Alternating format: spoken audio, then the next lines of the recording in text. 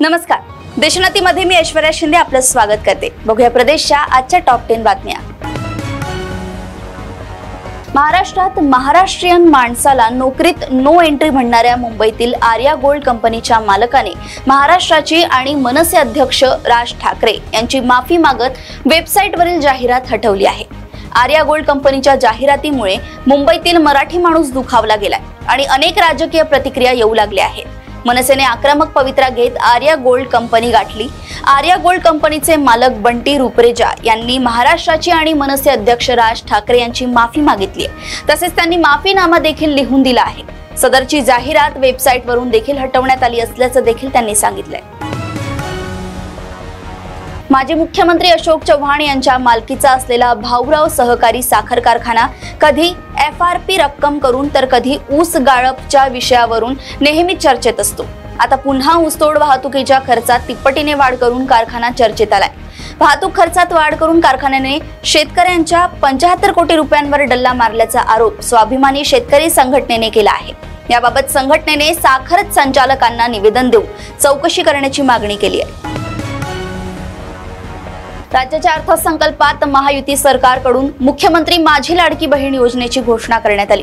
मात्र आता ही योजना वादात सापडली आहे। विधानसभा निवडणुकीच्या पार्श्वभूमीवर लागू करण्यात आलेल्या या योजनेसाठी निधी आणायचा कुठून असं म्हणत अर्थ खात्याने याला तीव्र विरोध केल्याचे समोर येतंय। अर्थ खात्याने ही योजना सुरू करण्यास विरोध दर्शवला होता अशी चर्चा देखील आता सुरू झाली आहे। दुसरीकडे सत्ताधारी ही योजना राबवण्यावर ठाम आहे।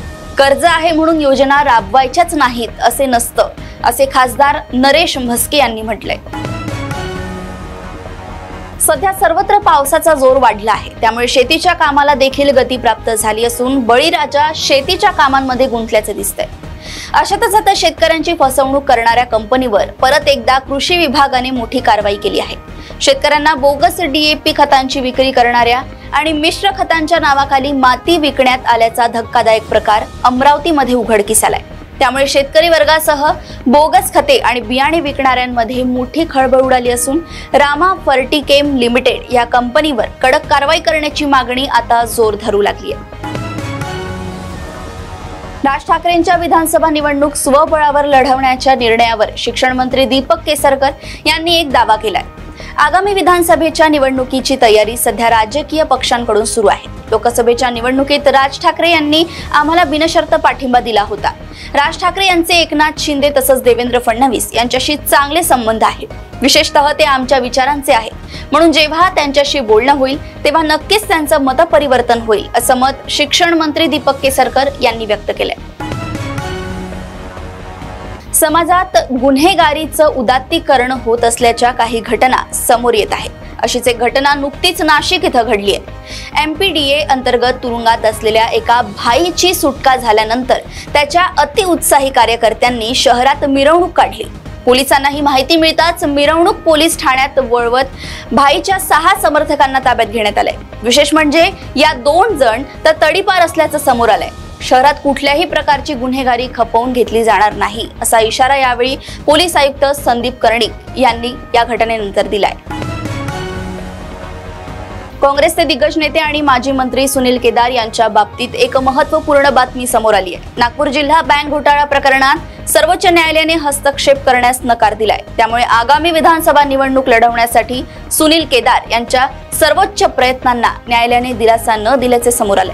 परंतु या प्रकरणी जिल्हा न्यायालयाने सप्टेंबर अखेरपर्यंत अपीलवर निर्णय करण्याचे निर्देश सर्वोच्च न्यायालयाने दिले आहेत। वरळीतील स्पामध्ये गुरु सिद्धप्पा वाघमारेच्या हत्येने मोठी खळबळ उडाली आहे। या हत्या प्रकरणात रोज नवे खुलासे होत आहेत। सर्वात महत्त्वाचे म्हणजे गुरुने आपल्या 22 शत्रूंची नावे आपल्या मांडीवर गुंतवली होती, त्यामुळे या हत्या प्रकरणाला नवे वळण मिळण्याची शक्यता आहे। सुमारे 2 सुपारी घेतलेले हल्लेखोरांनी स्पामध्ये घुसून गर्लफ्रेंड समोरच वाघमारेंवर धारदार शस्त्राने वार केले। ही हत्या कॉन्ट्रॅक्ट किलिंग असल्याचे पोलीस तपासात उघड झाले। गुरुला संपवण्यासाठी 6 लाखाची सुपारी दिल्याची माहिती समोर आली आहे। या प्रकरणात 4 आरोपींना अटक करण्यात आली आहे। साई संस्थान विरोधात शिर्डी ग्रामस्थांकडून भव्य मोर्चा काढण्यात आलाय। साई मंदिर परिसराचे गेट पूर्वीप्रमाणे आत बाहेर जाण्यासाठी खुले करावे, तसेच मंदिर सुरक्षेसाठी CISF नियुक्त करताना संस्थान प्रशासनाने ग्रामस्थांच्या भावना त्यासाठी नियुक्त केलेल्या समितीसमोर ठामपणे मांडाव्यात। त्या समितीत स्थानिक लोकप्रतिनिधींचाही समावेश असावा। या प्रमुख मागण्यांसाठी बुधवारी ग्रामस्थांकडून याआधी आंदोलन करण्यात आले होते। त्यानंतर आज पुन्हा एकदा मोर्चा काढण्यात आलाय। अमरावतीच्या अतिदुर्गम समजल्या जाणाऱ्या मेळघाटमधून एक धक्कादायक बातमी समोर आली आहे। मेळघाटमधील गडगा भांडूप येथील जिल्हा परिषदेच्या शाळेत दिल्या जाणाऱ्या मिलेट बारमध्ये चक्क अळ्या आढळून आल्या आहेत। आदिवासी विद्यार्थ्यांना पोषण आहाराचा भाग म्हणून हा मिलेट्स बार दिला जातो। मात्र हा खळबळजनक प्रकार उघडी येताच या प्रकारानंतर विद्यार्थ्यांच्या पालकांनी संताप व्यक्त केलाय। शाळेत निकृष्ट दर्जाचा बार दिला जात असल्याचा आरोप संतप्त पालकांनी केलाय। त्यामुळे शिक्षण विभागाचा भोंगळ कारभार पुन्हा एकदा चव्हाट्यावर आलाय। परिणामी शालेय पोषण आहार हा विद्यार्थ्यांच्या जीवावर उठला की काय असा सवाल उपस्थित केला जातोय। प्रदेशातील अशाच टॉप 10 बातम्या जाणून घेण्यासाठी बघत रहा देशोन्नती। आणि अजूनही तुम्ही आमच्या चॅनलला लाईक आणि सबस्क्राईब केले नसेल तर लगेच लाईक आणि सबस्क्राईब करा आणि बघत रहा देशोन्नती। नमस्कार।